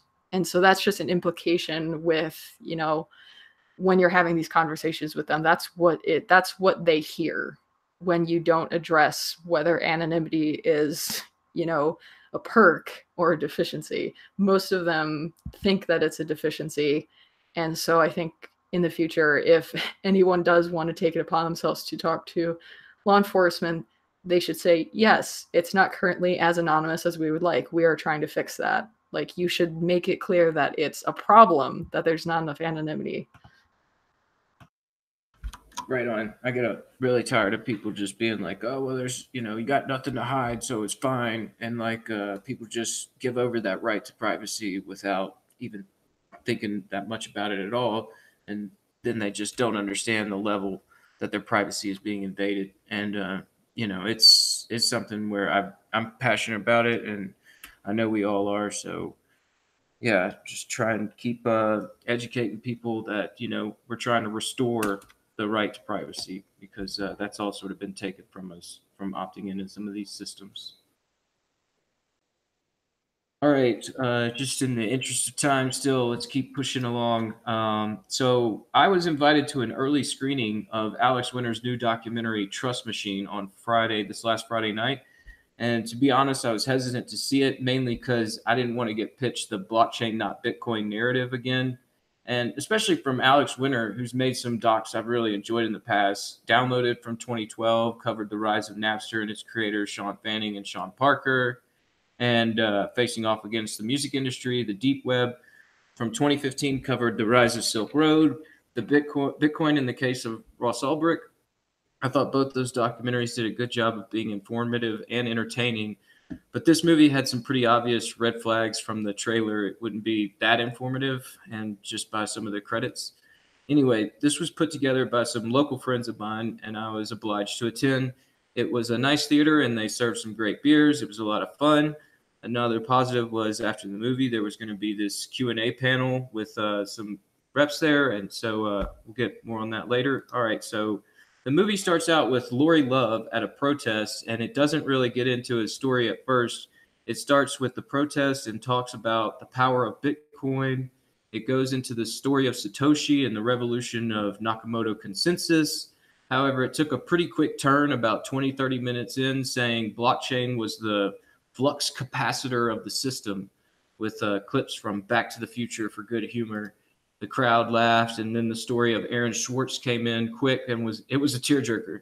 Everyone was feeling it, and when they went back into the story of Lori Love, Lori is a hacker who in protest of Aaron Swartz's death, replaced the front page of the Pentagon website with a game of asteroids. In the setting of the movie, he's facing extradition to the U.S., and he's standing up to the system in his home country, Britain. To his credit, in his talks, he never really veered from the Bitcoin narrative. He kept saying how Bitcoin was going to change the world. However, there were some executive producers, and they took over at this point. A couple of quick FUD points on Bitcoin energy consumption and its and the network's capabilities. It was saying how we are expending the amount of energy of 177 countries would consume daily, all just to secure this ledger. That just keeps balances. It's not what we should be doing. So that's when Joe Lubin comes into the film and pretty much finishes it out. He goes into the Ethereum global world computer pitch, saying that Ethereum is the trust machine the movie is titled for. Cut to consensus offices in Brooklyn, where they are building a solar grid token. Then Africa, where UNICEF is putting global ID on the blockchain and using that for a food program that authorizes your transactions with a retina scan at checkout. Then they go into a worldwide 911 network token and then covers artists who have recently used ICOs to fund their albums, like that rapper we covered back in the day, Grammar. Anyway, after all that madness, it cuts back to Lori going to a British court to see if he'll have to face extradition in the United States. After a few more talks about how this will all be revolutionary, Lori wins his case and ends up not having to face extradition. The last scene of the movie being Lori and his friends in an elevator yelling at the director, Alex. They'll be celebrating not being extradited. And the lights came back on, and the lady next to me was looking pretty bewildered. She had commented before the movie how she didn't know anything about blockchain or Bitcoin. I asked if she thought she had a better idea of how the system worked after watching the movie. She just looked at me and laughed a little while shaking her head. Now the Q&A panel after the movie had some good friends of mine on there, and I didn't really have any intention of asking them questions about the movie or space. I really just wanted to ask the ZCash rep a specific question from that whole hidden inflation thing. I asked him, I quoted Zoku's tweet from about 5 hours earlier saying, quote, "Is my money safe? We have no evidence that the issue was exploited before it was fixed. However, even if it was, or in any case of any other such problem, this will not inflate the monetary base because of turnstiling." To which I asked the question, but if you begin to detect that inflated supply through this turnstile mechanic, doesn't that mean the counterfeit coins are hitting the network? And would that require a fork? His reply said that they didn't have to worry about the inflated supply hitting the network because they could just reject those pools. And I suppose they're saying, basically they hard fork, or it's a timed in hard fork to phase out the old Sprout transactions. And just another funny fact that I know you won't like, Janine, is that your favorite security researcher, Michael Green, was featured throughout the movie. It was actually pretty disappointing, but it was a fun night overall. So in other words, it had really nothing to do with the technology. It was just a documentary about Lori Love and interspersed with shitcoin pumping. Yeah, unfortunately. You mean Matthew Green was in it a lot? He definitely popped up at least 3 or 4 times in there talking about, how revolutionary these things are.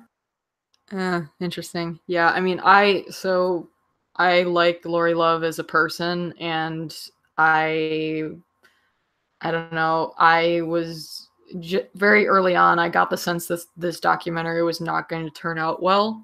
I mean, obviously his story is really interesting, and I might watch it just to see that, because I've followed that in addition to other, related hacking or whistleblower cases.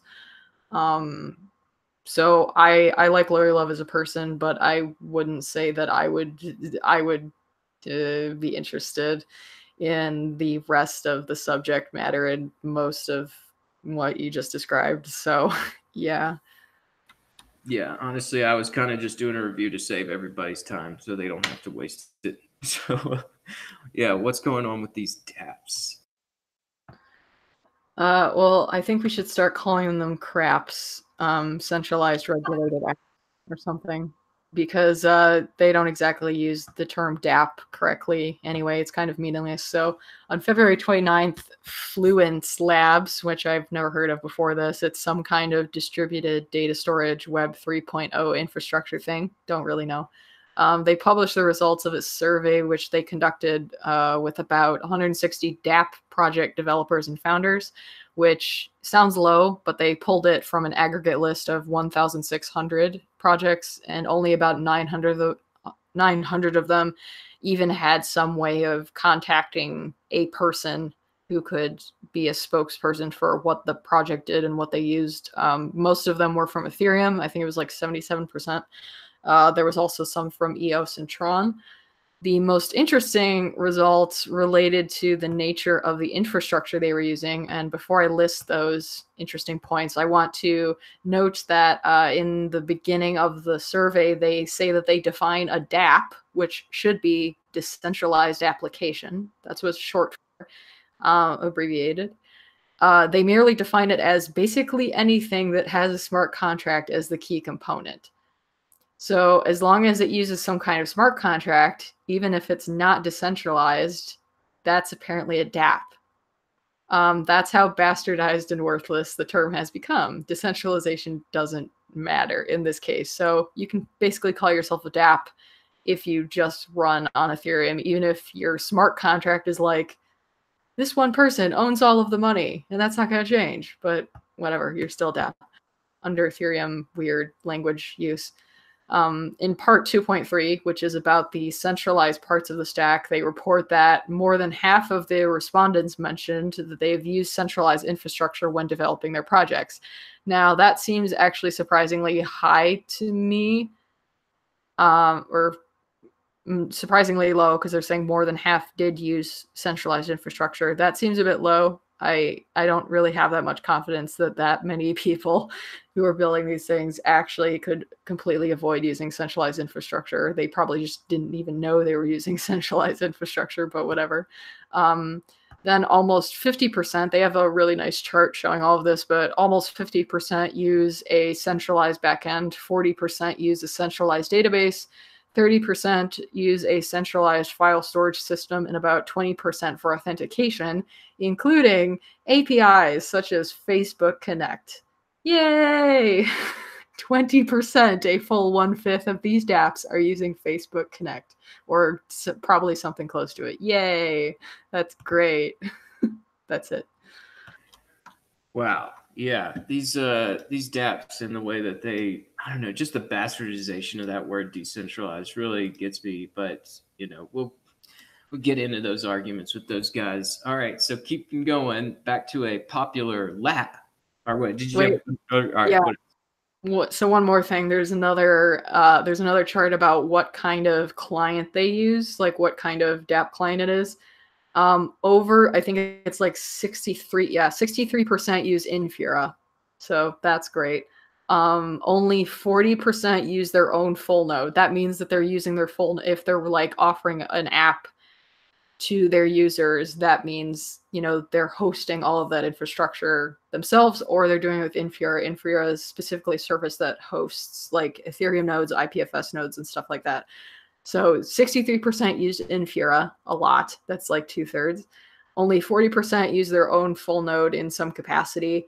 About 28% use some other kind of node provider, and about 25% use a light client. So yeah, that's great too. Infura runs everything, which is owned by Consensus, by the way, which is basically controlled by Joseph Lubin, who is in that documentary about how great blockchains are. Yeah, well, we know it's decentralized because it's all on the internet.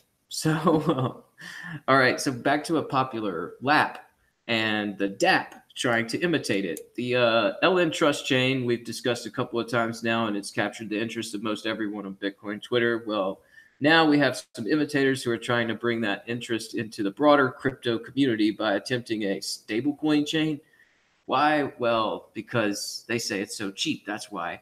Trenton Van Epps tags Lightning Labs and says on Twitter, @Lightning, what's good? We've got cool stuff too. We are passing around a stablecoin to show how easy and cheap it is, close quote.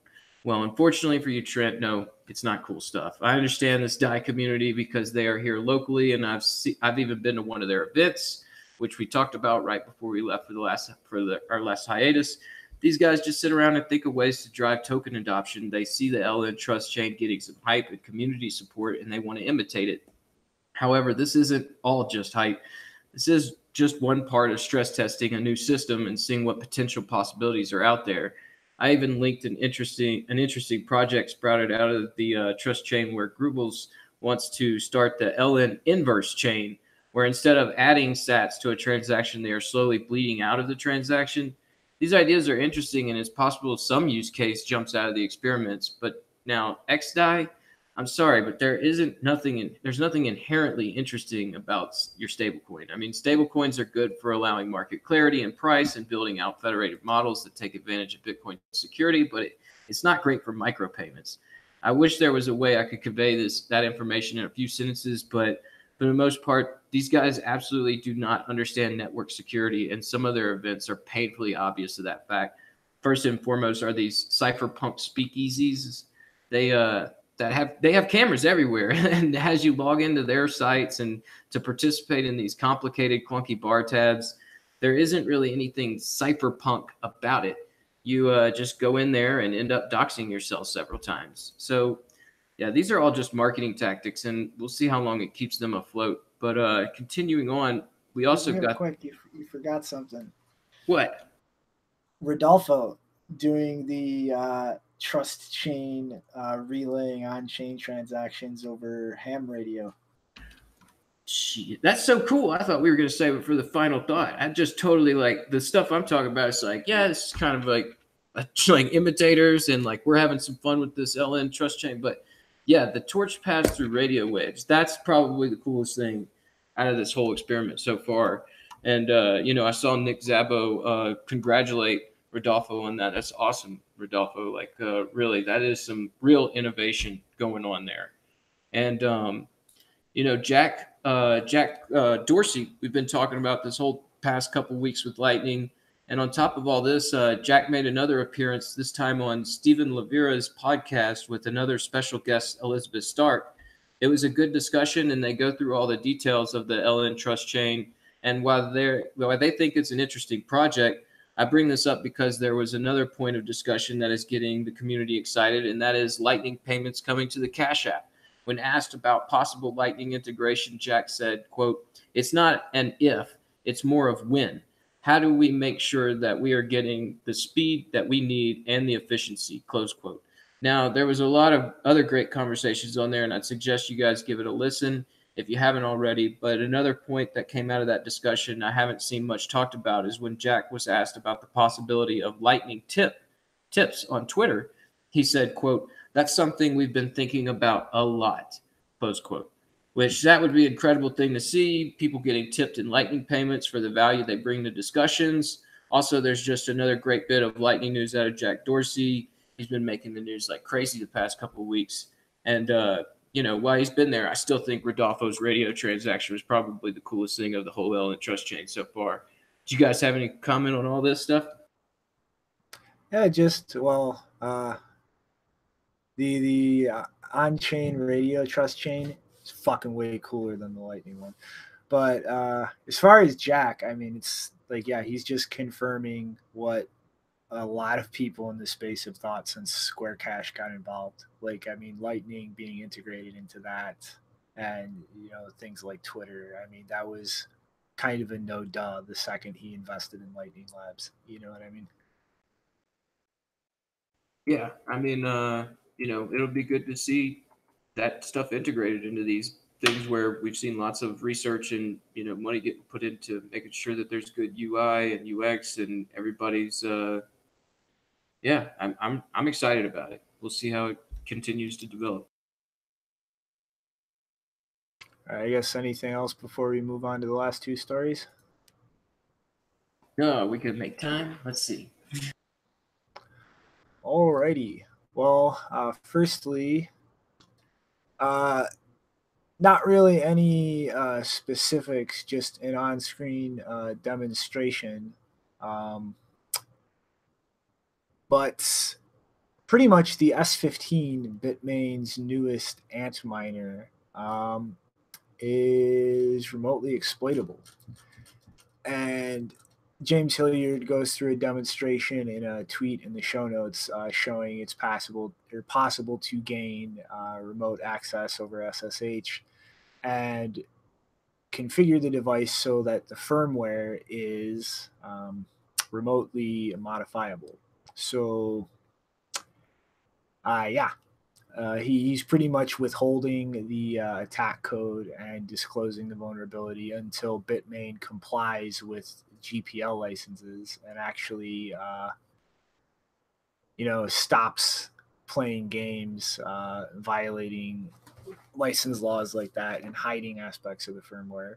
So for now, these devices are exploitable, and things like that ASIC ransomware that we discussed a few episodes ago are going to exploit things like this. So let's give a round of applause for the second known remote vulnerability in antminers and move on to one of our favorite punching bags, Coinbase. The wallet, the actual self-controlled wallet that Rick recently covered, implementing Bitcoin support finally, is now rolling out a feature to back up your wallet's private keys on Google Drive or iCloud. And now hold on, we got to stop a second and give them credit because it's actually encrypted. Even they are that retarded, but it's encrypted with a password provided by the user. So I'll skip the rant about how most people are completely incapable of generating secure passwords. And we'll just sit here and wait for this to build up and create a huge incentive to compromise these cloud services again and snatch everybody's backup and run it through a password cracker with a bunch of dictionaries and get a shit ton of Bitcoin. Shinobi, I don't think you even need a dictionary. Just put in Coinbase, and I bet a bunch of people will have chosen Coinbase as their password. Yeah, I don't think you're wrong on that. I mean, for sure, this is going to be one of those things where we'll see people losing funds. But, I don't know. The whole idea of just backing up your seed on a cloud, and even though it's encrypted, it just feels like if you get enough people on that, somebody's going to start making moves to try and break that. Mm-hmm. So thank you, Coinbase. You continue to amaze us with your ever-increasing stupidity. And I guess, amazingly, within the 2 hours, that brings us to final thoughts. Wow, we did make the time. Honestly, I don't have a link for final thoughts. Just really want to say appreciate all the discussion that's going on with the Blocksize debate. I know that a lot of people are kind of shaking their heads at it, going like, "Why are we talking about this again?" But like as Shinobi pointed out earlier on, and as we've been talking about throughout a couple of stories here, like why that's important. I think it's a good thing to just see this discussion happening, and I hope that we can continue that discussion. And just another shout out to Rodolfo for doing the most awesome thing I've seen in a long time with Bitcoin. Congratulations on that radio transmission, bud. All right, Janine, you got anything for us? My final thought is that if you missed our last show, which was a special edition on Sunday to talk about Libra Patron, check that out. And also there was a mini conference yesterday in Munich called Bitcoin Tech Days, and they live stream that. So if you weren't able to attend, you can see that at the Munich. You can find it probably at the Munich Bitcoin Twitter account or their meetup page. They have a live stream, and you can see No Para, Bob McElrath, which I mentioned a few shows ago. Good conference to check out. Alrighty, and I guess we definitely did not cover Craig's crazy blogs claiming to be Satoshi, because that was honestly a waste of time. But I'll take us out with this little clip from DJ Booth on what Satoshi's vision is, according to Craig Wright. So just 1 second to flip over my sound input and watch something funny, folks.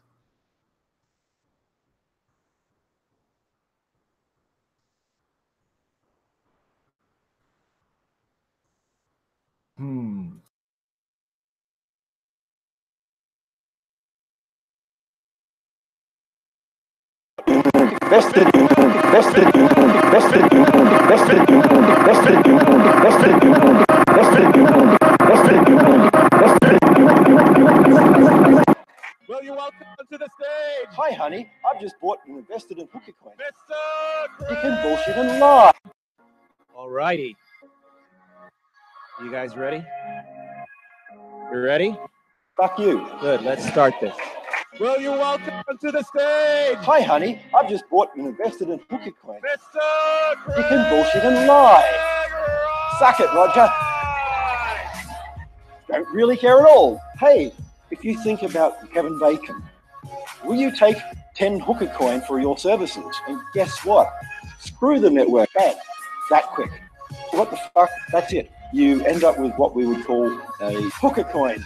My grandma gave a shit. Yay! Screw you, Roger. What the fuck bugger you? But I don't like it that much. We don't care whether you buy HookerCoin. It's a real bugger involving college kids getting drunk. We're a hop. We buy other hookers to a hop, not only college kids getting drunk, to a hop. Don't worry about this. It's only your grandkiddies that are going to be screwed. HookerCoin. HookerCoin, even though there's 100,000 people sitting on you, you're a giant cluster. Fuck, I'm already involved with a piss easy to wet dream. I don't do illicit drugs myself, but there's always alcohol. I don't give a shit. Thank you. Folks, so that takes us out for the day. Toodaloo, everybody. Later, everyone. I am the issuer.